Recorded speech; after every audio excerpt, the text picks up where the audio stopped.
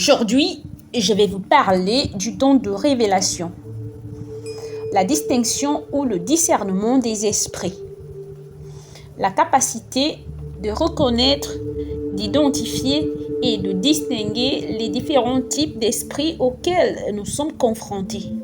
À cet égard, nous devons garder à l'esprit que le ministère chrétien est un ministère dans le domaine spirituel.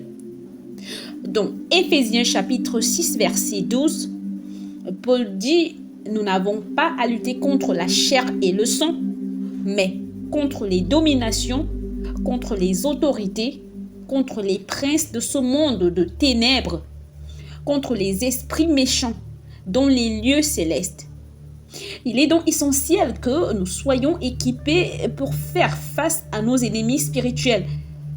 Selon moi, ce don a 4 objectifs. Premièrement, il faut lever le voile qui recouvre le monde spirituel invisible. Le monde auquel nous devons vraiment faire face si nous voulons être efficaces. Deuxièmement, nous permettre de voir comme Dieu voit. Dans 1 Samuel chapitre 16, verset 7, l'Éternel dit à Samuel « Car Dieu ne considère pas ce que l'homme considère. L'homme regarde ce qui frappe les yeux, mais l'Éternel regarde le cœur. » Ce don de discernement ou de distinction des esprits nous permet d'aller au-delà de l'apparence extérieure et de voir l'état du cœur. Le troisième objectif de ce don est de nous protéger de la tromperie. Il nous est rappelé que Satan se présente parfois au peuple de Dieu sous la forme d'un ange de lumière. Il semble être très beau, très bon et très sage, mais tout son objectif et intention sont mauvais et destructeurs. Le quatrième objectif de ce don est de nous permettre de diagnostiquer les problèmes des gens et de les aider. Le don de discernement des esprits ne consiste pas seulement à discerner les mauvais esprits. Il existe différents types d'esprits auxquels nous sommes confrontés dans la marche chrétienne. Permettez-moi d'en mentionner 4. Tout d'abord, l'Esprit de Dieu, le Saint-Esprit. Il est très important de discerner le Saint-Esprit. Deuxièmement, il y a les anges, les bons et les mauvais anges. Troisièmement, il y a les démons ou les esprits impurs. Et quatrièmement, il y a l'esprit de l'homme, l'esprit humain. Maintenant, je voudrais vous donner quelques exemples de l'exercice de ce don dans le Nouveau Testament. Premièrement, dans le ministère de Jésus, dans Jean chapitre 1, verset 47 et suivant, vous lisez comment Nathanaël est venu à Jésus. Et il dit au verset 47, Jésus voyant venir à lui Nathanaël, dit de lui, voici vraiment un Israélite dans lequel il n'y a point de fraude. D'où me connais-tu? Lui dit Nathanaël. Comment Jésus a-t-il su qu'il n'y avait pas de ruse en Nathanaël? Il n'y avait pas de moyen extérieur de le savoir. Mais il a discerné en Nathanaël un esprit sans ruse. Nathanaël était stupéfait. Il lui dit, « Comment me connais-tu » Jésus lui répondit, « Avant que Philippe t'appelât, quand tu étais sous le figuier, je t'ai vu. » Nathanaël répondit et lui dit, « Rabbi, tu es le Fils de Dieu. Tu es le roi d'Israël. » Jésus lui répondit, « Parce que je t'ai dit que je t'ai vu sous le figuier, tu crois? Tu verras de plus grandes choses que celles-ci. » Et il lui dit, « En vérité, vous verrez désormais le ciel ouvert et les anges de Dieu monter et descendre sur le Fils de l'homme. » Et bien sûr, plus tard dans le Nouveau Testament, cela s'est réalisé un certain nombre de fois. Par exemple, dans Actes des Apôtres, nous lisons que Paul se trouvait sur le bateau qui était terriblement secoué par la tempête. Il n'avait pas vu le soleil, la lune ou les étoiles depuis de nombreux jours. Tout espoir de survie était perdu. Mais un ange de Dieu est venu à Paul sur le bateau. Après cela, Paul s'est levé et a parlé à ses hommes, les a encouragés et a dit « Un ange du Dieu à qui j'appartiens et que je sers m'est apparu cette nuit et m'a dit, Paul, ne crains point, il faut que tu comparaisses devant César.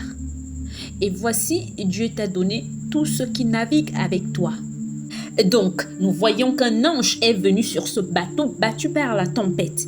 Mais le seul à être conscient de la présence de l'ange était Paul. Paul a discerné ce que les autres ne pouvaient pas voir, une présence angélique sur le bateau. Je vous ai donné des exemples de 2 formes de discernement. Jésus discernant un esprit de piété chez Nathanaël et Paul discernant un ange de Dieu sur le bateau.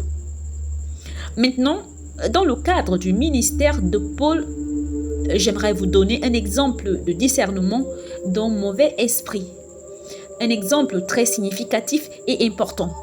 Cet exemple décrit ce qui s'est passé lorsque Paul, Silas et leurs compagnons se trouvaient dans la ville de Philippe pour y apporter l'évangile.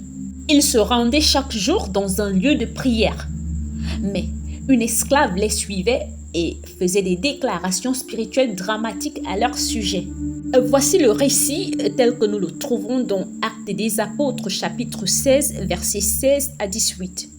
Il dit, comme nous allions au lieu de prière, une servante qui avait un esprit de python et qui, en devinant, procurait un grand nombre de profits à ses maîtres, vint au-devant de nous. L'esprit de divination dans le royaume de Satan est l'esprit de voyance. Celui qui prédit l'avenir, qui vous dit si vous allez être riche ou pauvre, et si vous allez épouser une blonde ou une brune, si votre mère ou votre tante va mourir, et bien d'autres choses. Ça, c'est l'esprit de divination, l'esprit de voyance. L'esprit de divination, l'esprit de voyance, il ne vient pas de Dieu, mais de Satan. L'Écriture continue en disant qu'elle se mit à nous suivre, Paul et nous. Elle criait, ces hommes sont des serviteurs du Dieu très haut. Et il vous annonce la voie du salut. Il est très significatif que ce qu'elle disait était absolument vrai. C'est un exemple de Satan se présentant comme un ange de lumière. Cependant, elle ne servait pas Dieu, mais Satan. Vous voyez, le but de Satan était d'embrouiller les gens de Philippe. Il était habitué à la divination. Il était habitué aux gens qui avaient des esprits mauvais. Si Paul et sa troupe avaient accepté cette jeune fille et son témoignage, les habitants de Philippe auraient conclu « Voilà encore un exemple de ce à quoi nous avons été habitués pendant tous ces siècles. » Mais Paul n'est pas tombé dans ce piège grâce au discernement des esprits. Il a identifié l'esprit comme étant un esprit mauvais et voici comment il a traité. Elle continua à agir ainsi pendant plusieurs jours. Paul en fut très irrité. Savez-vous qu'il est parfois légitime d'être contrarié? Être agacé par le diable n'est pas un péché. Mais Paul, très irrité, se retourna et dit à l'esprit, pas à la jeune fille, mais à l'esprit, je t'ordonne au nom de Jésus-Christ de sortir d'elle. Et il sortit à l'heure même. Paul a donc discerné le mauvais esprit et l'a chassé au nom de Jésus. C'était un point critique. Il a mis toute la ville en émoi. Les desseins de Satan ayant été révélés et frustrés, il est devenu extrêmement furieux et le tumulte le plus anormal a éclaté dans la ville. C'était la réponse de Satan à la révélation de ses desseins. Permettez-moi de vous donner un exemple un peu similaire, tiré de mon expérience personnelle. En fait, cet incident de ma vie est mentionné dans le livre Something More de Catherine Marshall. Il s'est produit alors que j'exerçais mon ministère dans une église de Chicago. À la fin d'un service, une dame s'est approchée de moi et m'a demandé de prier. Elle m'a dit qu'elle avait des problèmes personnels. Le Seigneur m'a montré, je pense probablement par la parole de connaissance, qu'elle avait un esprit de médium. J'ai répondu que je n'étais pas prêt à prier pour elle. Elle est donc partie.